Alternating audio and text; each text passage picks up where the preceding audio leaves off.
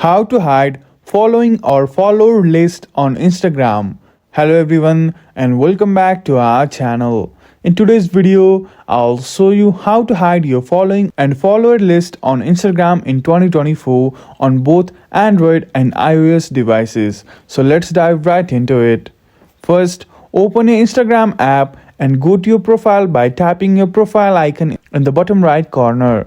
Next, tap the three horizontal lines in the top right corner to open the menu and select Settings.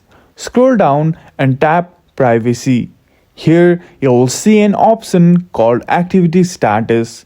Turn this off to hide when you were last active. Now, to hide your follower list, Instagram doesn't have a direct option for that, but you can set your account to private. Go to Privacy again and toggle on Private Account. This ensures only approved followers can see your list and posts.